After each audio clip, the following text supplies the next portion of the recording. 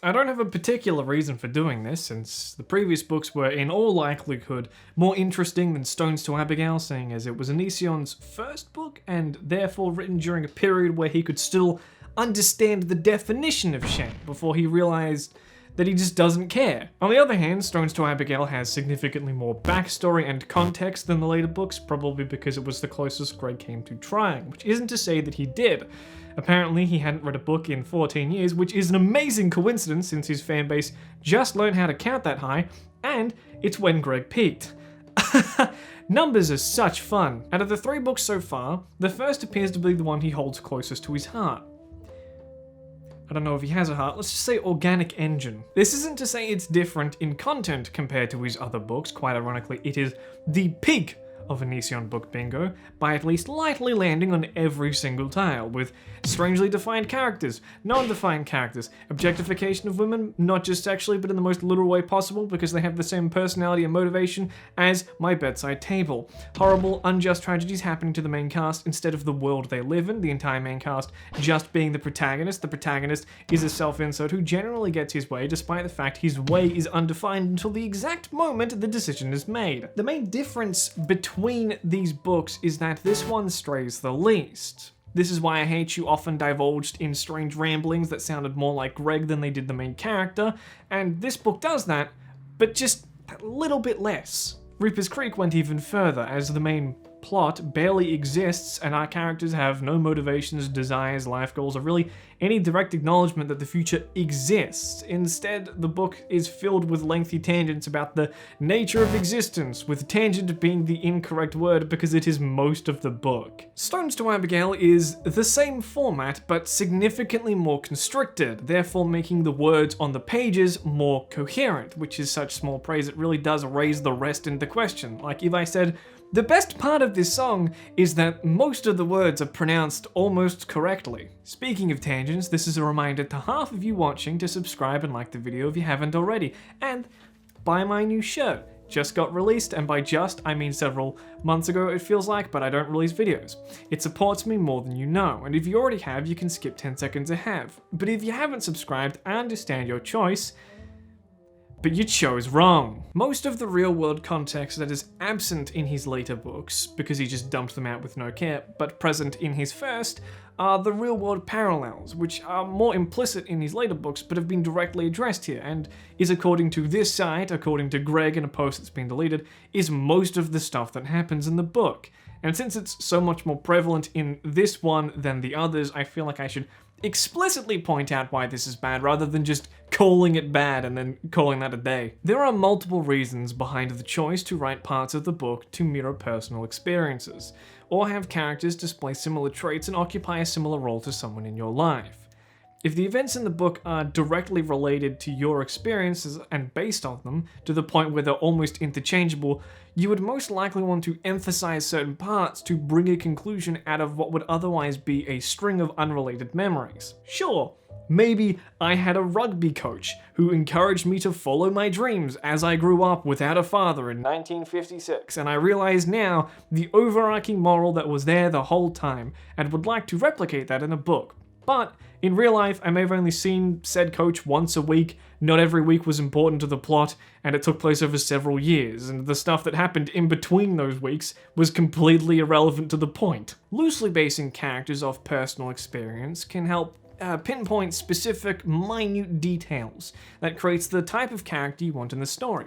Creating a supportive figure to the main character is more than just having them say nice, encouraging things every so often. It's how they move, how they speak, how they stand, what they say, the words they use, and what they don't. It's all significantly easier to write if you have a reference, because humans are pretty smart, but at the end of the day, we are apes behind the steering wheel. Greg doesn't base the events and characters in his book off his real life for any narrative reason. He is just extremely lazy, lacking any kind of imagination or skill with the written word, and comes dangerously close to being officially recognized as a monosyllabic primate. The more the books take from his real life, the more they become the aforementioned string of unrelated memories, which, as I say out loud again, sounds like a horrible Kingdom Hearts game. Greg placing essentially himself into past experiences doesn't read like any of the examples I just listed before, but instead like he retroactively thought of a cool comeback to a guy who bullied him 20 years ago and wants the world to know yeah, I'm cool, and sure, I loved the part where he rambled about some dude's jugular for like 20 minutes. I can't stop thinking about it. It's amazing. He does take people from his real life experiences and put them in the book, but as he does, he fundamentally changes the character into something that doesn't feel natural and becomes distractingly noticeable. But don't fear, I will point them out when they come up and relentlessly mock it. The last thing I want to mention before I actually get to the book is that this is the only one that includes a credit for another person, in this case being Guy, his spouse. The, putting it mildly, Sundance Kid to Greg's Butch Cassidy.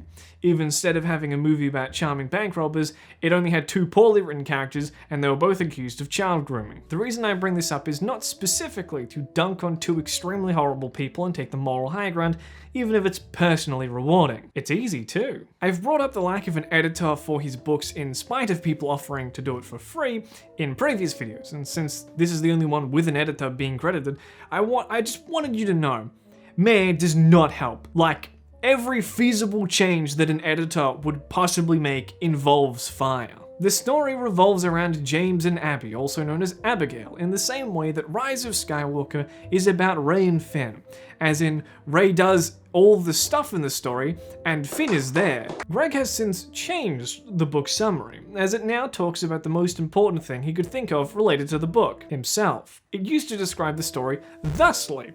It's only 3 sentences long, and it describes everything that happens. Not much happens. Now, since this was his most popular book as far as I'm aware, I could actually find a secondhand copy this time, and it only has 2 signs that more than one person has touched it, which are this crease at the bottom right of the page, which was done by me, and one brownish yellow dot entirely possibly be also caused by me. The book follows in the average Amazon self-published quality, which is to say complete garbage. Something I noticed almost immediately with this book that I didn't with his second is that the pages look kind of strange, and at first I thought it had something to do with the aggressive amount of space between the edge of the page and the text, but it is actually similar to his second book.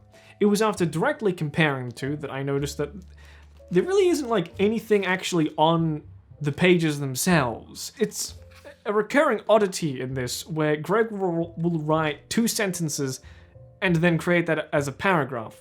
That, with the large text and wide spacing between the words and the margins, makes it feel like there's not really anything on the page. And the pages aren't that big either. It seems on average every 40-ish words there's a line break, which probably means nothing to you, but for context, so far in this video I haven't started and ended a take without saying at least 30 words. As you will soon find out from this video, hopefully if you keep watching it, please keep watching, I did not buy a half-sized novella, I bought a half-finished book, as it does feel like everything happens at once, while also feeling like nothing important is actually happening, because you don't care about the characters, and only half of the first chapter is dedicated to any sort of world building.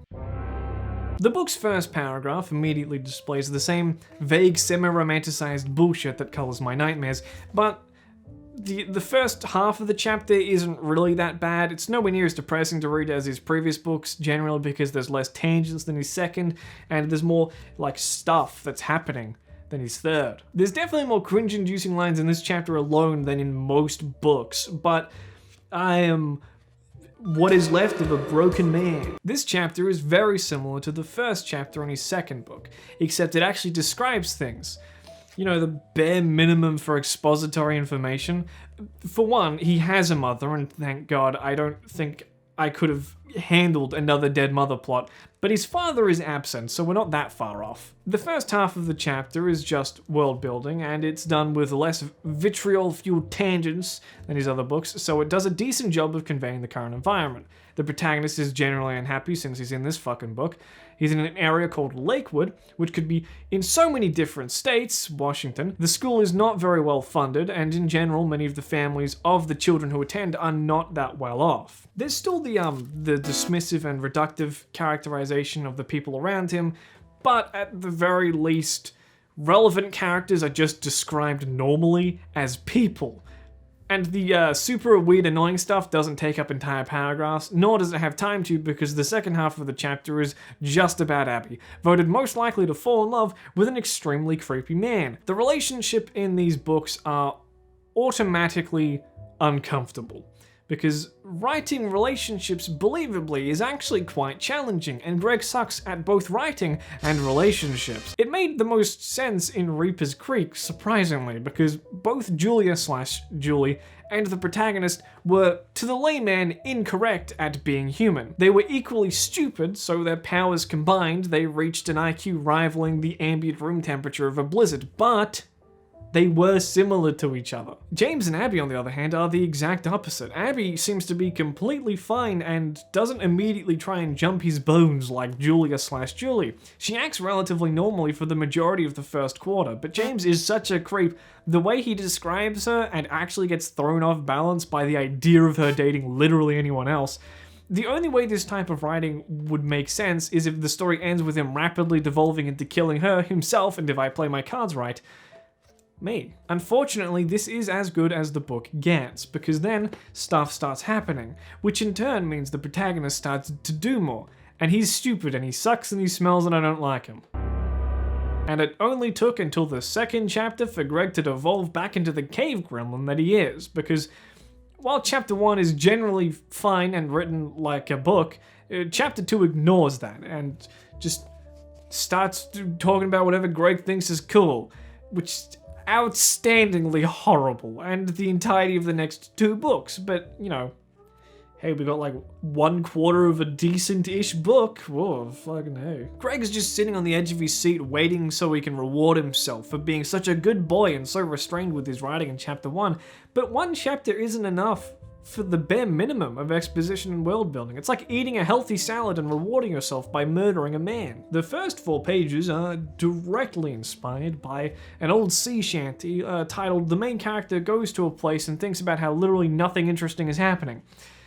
Seriously, like, reading these 4 pages is like going on a road trip to a parking lot. But the rest of the chapter is dedicated to victimizing the self-insert and living out the fantasy of someone who unironically says, "Why don't women like nice guys?" It's basically his bread and butter at this point, if bread and butter were absolutely garbage and were worse when they were put together. He gets into a fight with generic bully, but his mom didn't teach him how to fight. So this isn't his cool anime moment, it's just a thing that could plausibly happen in the real world, which is marginally better, but he still gets 2 days suspension, unfairly. So we're not straying too far. But that's not all. As he leaves school, he defends Abby from her boyfriend after they break up, like in front of him, in person, and then they walk home together, spouting some fucking cutesy dialogue or whatever, but being physically present for a breakup to what is essentially strangers is one of the most awkward things you could ever have happened to you, and would absolutely ruin the rest of your relationship for either of them. It's right behind getting accidentally married to their parents, or being at the same party as your crush and you're trying to play it cool, but then your friend brings up the fact you have a YouTube channel and she starts watching it on an iPhone 8 with a pink case lined with cartoon strawberries. You don't want people to know because deep down you're afraid you've become complacent with your work. The walls are closing in, you can't breathe, you have to get out. But as you try and leave, a lone robber breaks into the house, and to prove he's serious, shoots you straight in the chest. You lie there on the floor, fading away, but before you finally do, your crush yells out, "Your derivative content will amount to nothing, and Kappa Kaiju was a stupid name." What I'm trying to say is, the relationship between these 2 characters is automatically unbelievable because of the rocky foundation it's based upon, and I'm afraid of dying alone. So anyway, chapter 3 really isn't that interesting. It's just great, James being a massive creep and dreaming about Abby and writing her what I assume is supposed to be a romantic email that reads more like the words carved into the walls of an abandoned bathroom because Greg has more in common with the animal kingdom than he does with us. Chapters 3 and 4 are intrinsically tied, as where chapter 3 was James saying the wrong words to someone he barely knows, chapter 4 is whatever the opposite of consequences are. They have a conversation about where, like, Abby comes out swinging. She's saying, you're socially inept. You can't say those things to me. That's rude. That's wrong. She sounds like herself. And then the conversation continues and becomes less coherent because James speaks about romance and emotions like a malfunctioning Shakespeare robot submerged in honey. Not only that, the conversation starts to lean in his favor as Abby starts speaking like him, which is to say incorrectly. "James, I haven't been beaten just 1 or 2 times. I've been violated beyond that, James. By people who called me their friend. people I trusted took advantage of me. That killed so much of who I am, who I was. And then James hugs her and says this in response. But it's written like the exact same person with all the stunted flow and awkwardly vague terminology, which Abby hasn't spoken like for the past 4 chapters, and I've never consumed a piece of media where there's been a continuity error in someone's vocabulary. I do have a speculative reason for this though. You see, some of the things that Greg listed as true to his real life was 1, there was a person named Abby. 2, he did write a letter like that. And 3, he did have conversations like those in the book, specifically at the church where the encounter and many others take place. Personally, I believe everything up until the point where Abby cools down actually happened, which is why her reaction and phrasing feels more human, because Greg is taking that from his memory. However flawed it may be, it's still grounded in reality. But the moment she opens up to him, which begins the relationship and starts speaking like Greg, because he wrote that like never happened. Greg wrote a girl a similar message, met at the church and got chewed the fuck out, rightfully so. When I said distractingly noticeable earlier in this video, this is what I meant. The things based in reality feel coherent and correct, but when Greg starts to change things, nothing makes any sense. And honestly, it's kind of depressing when you think about this, because you remember that Abby was a real person and the whole book is mad fucking creepy. We're introduced to a character that isn't James, so who gives a shit? But his name is Rick. He's dating James's mother, and this brings up where Rick lives, which along with Lakewood, we can use to narrow down where the story takes place to exactly its Washington state. Specifically a 25-minute drive from where Greg says he grew up. He does previously mention learning the history of his state, Washington, although I wasn't confident in that because he could be referring to Washington DC, which unjustly is not a state at the time of this recording, but my dog doesn't know that, so it would be unfair to assume Greg does. So again, it's not really a story based off events in his life, as it is his life, but now he's not as ostracized, and he is unjustly punished by the world in the way that Greg incorrectly thinks he has been. It's like saying my protagonist grew up on 179 Victoria Parade, whereas I grew up on 181. We're basically from different planets, and before you look it up, that's not where I live. It's the location of Collingwood's Bunnings. Leave because it's Collingwood, stay because the only exit is Hoddle Street, and you'll be there until the heat death of the universe.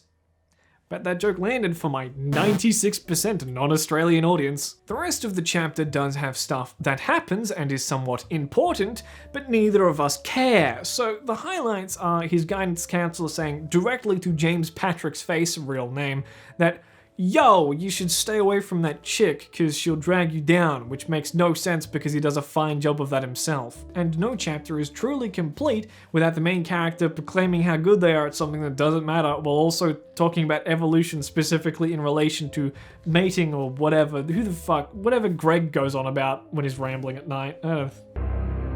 This one is just setting up plot stuff, so it is as equally boring as it is the most readable parts of the entire book.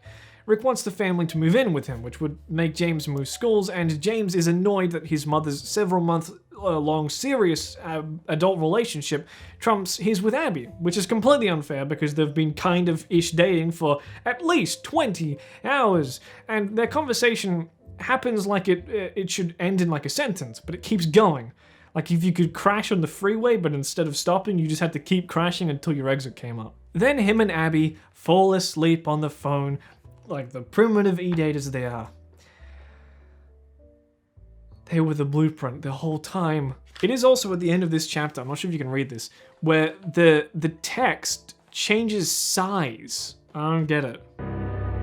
Chapter 7, or as it's known on the streets, God's mistake, includes such selling points as the school, guns being fired, those guns being carried by Seth, Abby's ex, who James stood up for in honor of his fair lady. I'm not going into detail, even though the gruesome subject matter is covered gracefully, and with extreme care I'm lying directly to your face. It's horrible. I'll bring it up in more detail when it's actually relevant. Relevant? What the fuck? What the fuck was that? I meant relevant. But for now, it brings James and Abby closer, and there's nothing sweeter than young people in love holding hands as they walk through the hallway struggling to wade past the mounds of dead bodies. Greg's such a romantic. If you really want to know how it plays out in its entirety, I would recommend you use your imagination, and then when you're done, intentionally get a lot of the things wrong and you're basically there. I will speak a slight bit more about this later, but for now I just want to leave this chapter by informing you that the original cover of the book, and for several of his videos, Greg dressed up not as the main character who his life is based upon, but as Seth, in the attire he wears when he kills 52 people, and that is indicative of literally nothing. Form your own conclusions. Now, as you reach chapter 8, which is apparently 42% of the way through the book, a grand realization may wash over you like a wave of nails or syphilis, where you may think, hey, like, what's the story? Like, the drive for things to keep happening.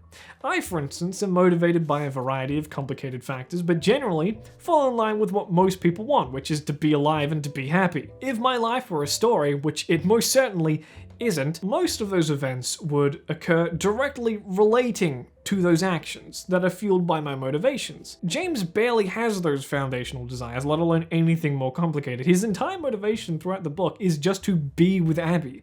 It never falters. They basically never fight because there's nothing to fight about, including the things that they should definitely fight about.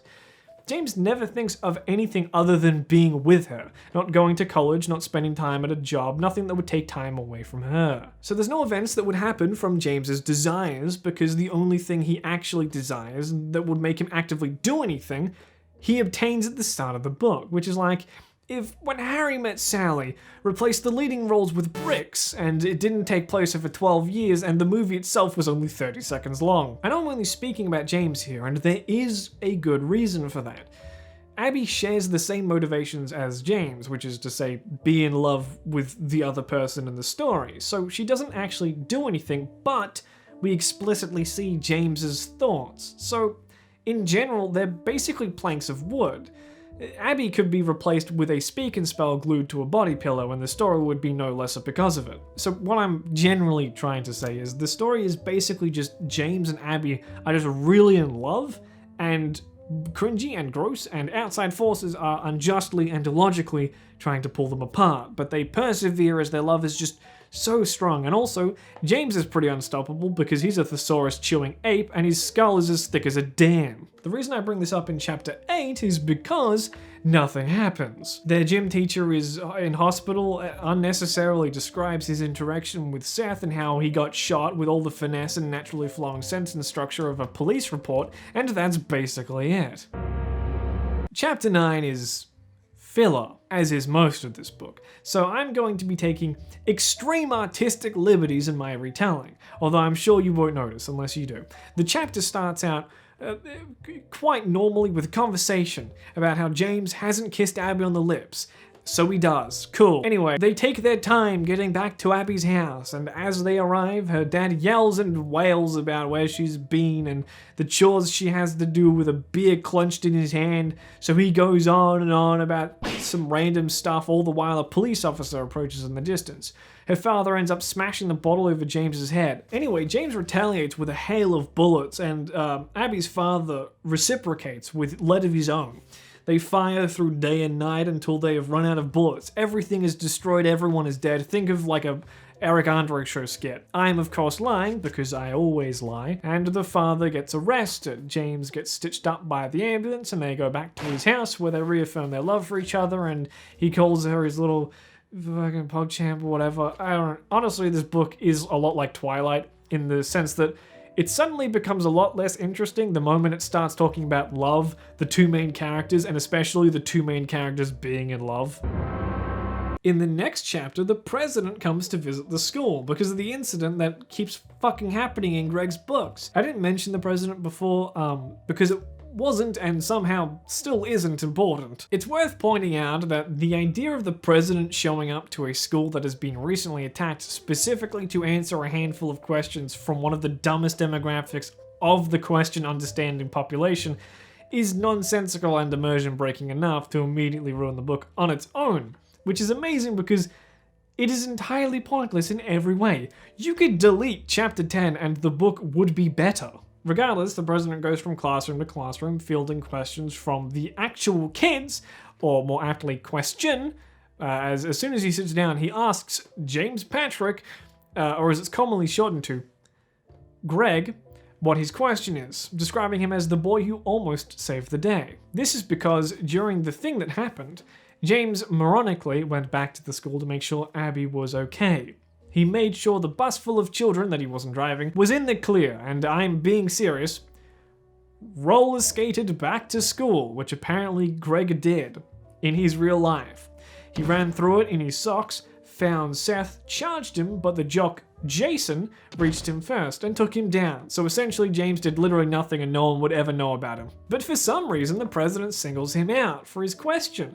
And for some reason, I mean because it's Greg's self-insert and he desperately wants to be the center of attention, as proven by his entire existence. The question doesn't even matter, but as soon as the president answers, he just leaves, which is kind of a dick move. This chapter concludes with Abby mentioning that Jason grabbed her ass, which is a setup for something I couldn't possibly imagine, but if I had to guess, it would be something to do with Greg defending his lady's honor against a chauvinistic man. But what do I know? It's not like it's only happened in this fucking book already. Congratulations, idiot, you've made it past the halfway mark of the book, or to be correct, I've made it past the halfway mark as I desperately try and make this pathetically depressing book remotely more entertaining than its creator could even fathom, because why would they bother attempting to make something interesting? It might cut into your schedule of crying and being a shit dad. Anyway, chapter 11 is fantastic. It heavily revolves around, this is a warning, this. Here is a timestamp that you can use to skip this chapter if content around the subject makes you uncomfortable, or you just don't want to see Greg fumble around as is his only path through life, which is completely justifiable, if not encouraged. This book is garbage. At this point, I would like to introduce to you a previously mentioned Ms. Robertson, by the book, not me, the school's guidance counselor / therapist, who is generally nice and supportive as a school guidance counselor should be, until she suddenly isn't, becomes a moron, is generally wrong about a lot of things. Ms. Robertson does not agree with James's relationship for a horribly unjust reason that will come later, which annoys me because there's around 3.5 million reasons not to like this relationship, and she didn't choose a single one of them. This, however, causes the weakest confrontation between our heroes, resulting in Abby revealing her naked body to James, specifically self-inflicted scars. But James is too busy thinking she's perfect to notice, and when he does, he starts kissing the scars. Like a dam, rapidly cracking open, she began to pour out as I kissed her marks. I continued kissing despite her whimpers. I know this meant everything to her. If this is under a question where you have to circle what's wrong with the sentence, you can get full marks by circling the page. It is in my personal opinion, and as I found while researching for this video, many other people's opinion, that this is not exactly the best way to discuss self-harm. There's a lot of guidelines on how to correctly tackle this issue depending on which type of media it's in and whether it's in real life or not. Generally, your aim when covering material related to self-harm is, if you don't have to, don't. But if you do, do not glamorize it. Do not do weird shit like describing it with metaphors or calling it beautiful. Ground the thing in reality and treat the person with some fucking dignity. And while this section, ignoring what comes next, is not the worst possible way to do it, it's still pretty shit. And in context of the entire first half of the book, that already used a mass killing as nothing more than a way to make the main characters closer without remotely trying to represent the deep underlying emotional damage that would most likely exist, seeing as if it were to happen in real life, it would beat out the closest comparable event in mortalities by almost 40%. Or fuck it, even the fact that the relationship whose foundation is built on shared trauma can be somewhat unhealthy. But yeah, let's just breeze right past it. It's not like it matters except to anyone and everyone it actually matters to. There is more to this section, and it is uncomfortable to read, but not for the reasons Greg intends for. Even if this part and all references to the subject matter was somehow handled with the utmost grace, it would still be completely obvious what this section is for, which is to make Abby a damsel trapped in a horrible life through no fault of her own, so that James can come and scoop her up, saving her with his unconditional love. At the end of the day, Abby's self-harm is not used to convey a complex mental state of an established character, but to prove how much better James is than everyone else, since he did not discard her as the others did. I'll be honest, this chapter is really unimportant, but I have to read it for the video. It would be a shame if I were to lose the pages, or some other tragedy would befall this book. Oh no. Oh no. The 13th chapter in this book, coming directly after chapter 11, is by far the heaviest in terms of subject matter. This is a warning, timestamp. However, in execution it is by far the funniest, because when it comes to Greg's brain, the more complicated things become in a linear fashion, Greg becomes exponentially dumber, creating a hard cutoff point, which I would like to call the event horizon, but for idiots. Briefly going back to chapter 11, not too many moving parts there, so he uses dumb metaphors. Something a bit more challenging. Incredibly fatal national tragedy, James roller skates too, etc., etc. The premise for the current chapter is Abby finally opening up to James in a note that he reads in the bathroom so he doesn't have to give it to the teacher. Now, this is a roller coaster, so strap the fuck in, we're in this together. Firstly, we learn for a second time that the unnamed friends took advantage of Abby, after which she went to Ms. Robertson, who was incredibly supportive and made sure that the boys saw court time. They were expelled, but unfortunately, Abby was already pregnant, and Ms. Robertson is, quote, extremely pro-life. I mean extremely. But Abby might not even keep the child because she doesn't want to give satisfaction to the people that abused her, which is certainly a reason, but I can think of one that many others would probably default to, which is I'm in fucking high school and there's no possible way for me to support a child, or I just don't want a child. Seth eventually confronts her as the pregnancy progresses, and once she admits it, Seth, being the Ross of the friend group, starts beating the shit out of her, continuously punching her in the stomach like it's a car in Street Fighter 2. Her dad pulls him away, as is the complete opposite of his character thus far. As a result of being physically assaulted by her boyfriend, Abby is no longer pregnant, and now Ms. Robertson hates her because she thinks Abby wanted to get suplexed or whatever the fuck so she wouldn't have to have the child.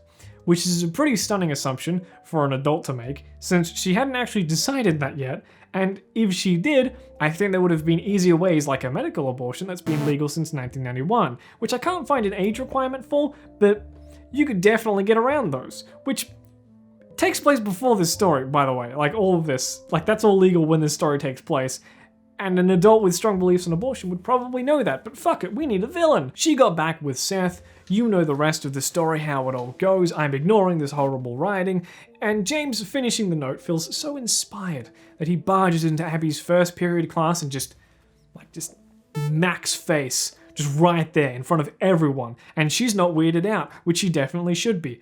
It's as if he is a starving utensil-less man, and she is a bowl of spaghetti. This one is only 2 pages long, and it takes place immediately after the end of the last chapter. They keep making out as a substitute teacher yells at them to, stop. And then they just leave school during first period, specifically so they can go home and fuck. Now, if you've noticed a trend of shared trauma being rewarded with intimacy, congratulations on not being comatose. For now. The entire chapter's purpose, and I mean the only purpose, is to have a separate section of the book to place emphasis on the fact that they are knocking boots. Chapter 15 is long, it's almost a tenth of the entire book, and it's really great! Even though the only thing that happens is James fighting Jason, because he keeps harassing Abby, for the reason that this type of character is necessary, so that James can be physically and morally superior to someone, while also defending his fair lady's honor. And I know what you're thinking, wait, isn't this part of, always in his books and it always sucks? And yes, but this one's totally different. I can't wait to read it to you in excruciating detail. What is missing? The chapter 15 is missing. Oh my god. Anyway. I would like to introduce you to Davis, who's been present in this book since the earliest chapters, but is not important for the most part, which you may have guessed since you've been following the plot completely fine without me ever mentioning him. He actually does have a few characteristics. He's very energetic and kind, but he revolves completely around James. There is some hostility between him and Abby after the Seth situation, but it doesn't really get resolved or matter at all. In fact, almost the entirety of his appearances are on the school bus, which Along with his lack of interactions with anyone other than James, I thought he might actually just be a figment of James's deteriorating brain. In fact, in chapter 12, which I ripped out, lost somewhere, is just James, Abby, and Davis talking about non-plot related things, so who gives a shit? Anyway, our three main extremely interesting characters are driving on the freeway, when all of a sudden a man jumps over the pedestrian bridge above the freeway, which is an astonishing feat of physical prowess, or maybe Gorilla Hand Greg meant to say off the bridge. So in response to this, Davis, who I feel I need to say this at this point, has not been lobotomized, gets out of the car while it's moving onto the freeway that is designed to be used by a large quantity of cars moving at extremely fast speeds, just to go check on the man. Thanks to my foreshadowing with the finesse of a mortar strike, it shouldn't surprise you that Davis gets hit by a car and dies immediately. What? Someone got hit by a car? On a road? Wow, Greg, I take everything back. That was truly unforeseen if you ignore the part where I foresaw it several chapters ago. You could probably guess how interested I would be in Davis's funeral by my reaction to his death. This chapter is just a funeral. Oh no! Why won't you stop this, foul demon? No! Ghosts, man, I can't see on pages and shit. James gets told by one of his teachers that he has integrity, which is a lie, and should run for school president. Which sounds an awful lot like something that could be part of the plot, and therefore introduced at the start of the book or something. Like it should have been. Also, the police come and question Abby because they think she essentially wound Seth up and let him loose on the school. Now, James immediately sticks by her side because he is a complete moron. But she does admit that she said, "I wished everyone would disappear," which does sound relevant and does make James question some things, so he goes to take a shower to think things over. He obviously ends up supporting Abby because that's the whole point of this book, but his internal debate makes like no sense. Like, this is it. And it has like nothing to do with the dilemma, so it just remains unresolved, but he still ends up supporting her because he loves her and he says, "I chose happiness."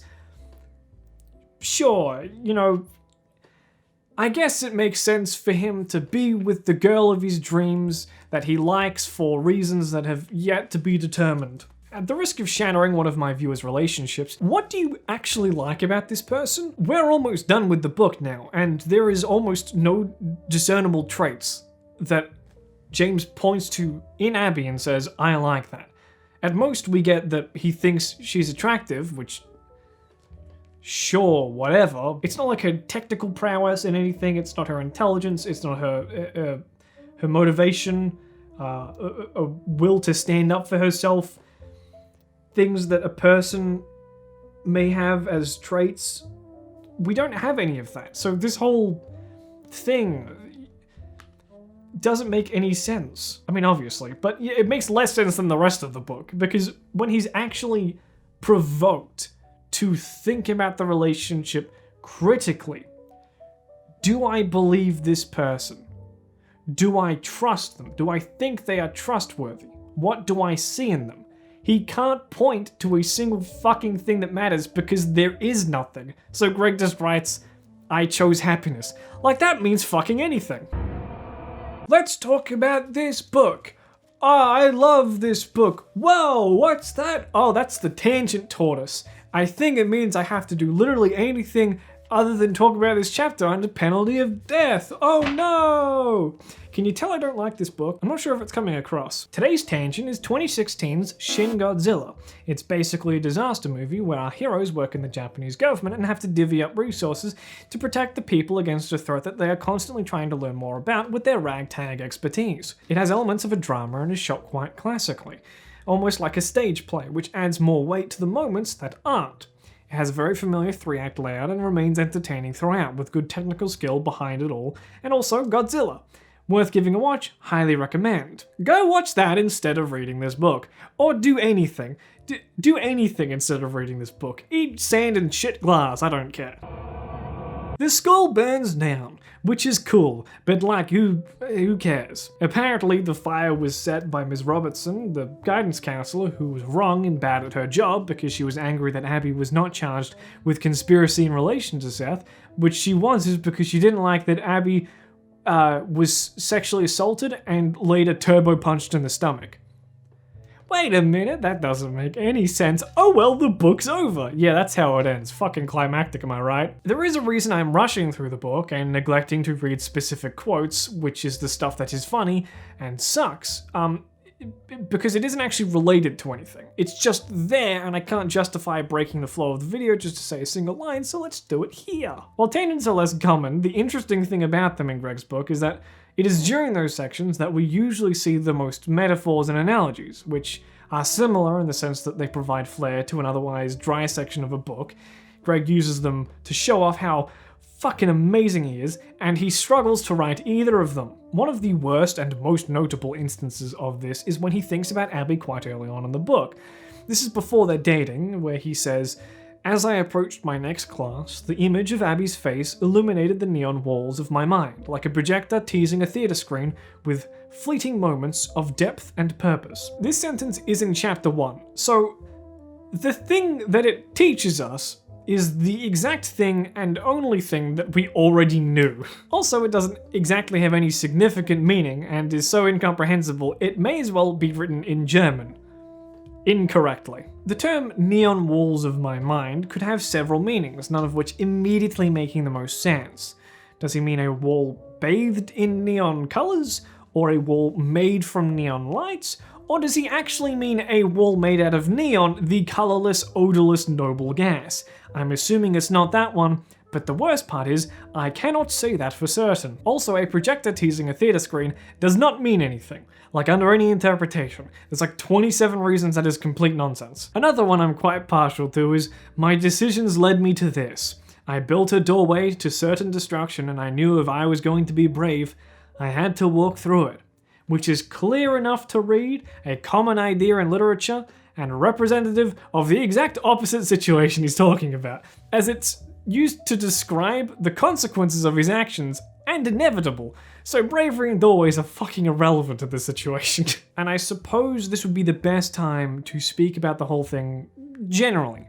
Now, despite this being his best written book, in my opinion, it's only barely, and is the least justified out of the current 3. The next 2, while also being bad, give a decent insight into the person Greg really is, which is a delusional white knight with no concept of social norms, how other humans would think or react about a horrific event that Greg constantly imagines, as he likes to think he's unjustly attacked by things he can't control, which isn't true, he could just try and be less of a cock. Stones to Abigail dances around with this purpose for its entire length, which is to feed Greg's fantasy, as can clearly be seen by the real-world elements that he has taken and bastardized to fit his agenda. Greg wants to paint the world as he sees it, but by taking things from the real world, because you're lazy, ruins the already shitty illusion because the real world isn't remotely how you remember it. The prominent example I've already stated is when characters say or do things that their real-world counterpart didn't.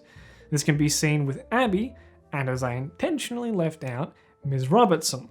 Greg based her off an actual real-life guidance counselor that he knew and described as nice and supportive, which is how Ms. Robertson generally acts until the conversation revolves around Abby. Apparently Ms. Robertson was going to remain faithful to her real-life version, but he later added her dislike for Abby, and it very clearly shows. It feels like Ms. Robertson is 2 completely different characters depending on which chapter it's in. You see, the book is like a bus. Put some apes in the bus and you've got my attention. Fill the bus and it's a fucking party, but have a bus full of people and 1 ape doesn't really stand out, and I don't care. Stones to Abigail is the 1 ape scenario. Thanks to its real-world inspiration, it's generally understandable and keeps the ape shenanigans to the lowest out of all 3 books, but they just stand out more because of the juxtaposition. Now, all 3 buses are going to crash at different times depending on how many apes there are, but they will all crash. So the only thing that matters is which one is the most interesting while it's hurtling off a cliff. And I'm picking a bus full of apes every single fucking time, because remember, ape alone weak, ape together strong. That is all the time I have. Yes, I did just end that video with an analogy that compared how interesting and coherent a series of books were with how many apes were on a bus. No, it wasn't stupid, and you know I'm right. Thank you truly for watching. Subscribe if you enjoyed it. I imagine this won't be the last creator's book that I talk about. It's probably not even the last of Greg's book, as I think he's making another one, which he could do in like a month. I think his second and third book were released months apart. He could just dump this shit out in like half a second. It's not very hard. He's not even pretending that he even works on them anymore. I might talk about another creator movie at some point, so tell me if you would like to see that. God knows there's a lot to choose from, and it would make more sense seeing as I care much more deeply about movies than books. I have like 100 fucking Blu-rays and like 10 books. So yeah, thanks to the fellas that have been scrolling past, that have supported me on the membership thing. Buy my merch if you enjoyed it. I think it looks good. Don't worry about the chroma keying thing. That's just the video. Don't worry about it. It won't happen in real life. Thanks again for watching, and I will see you next time.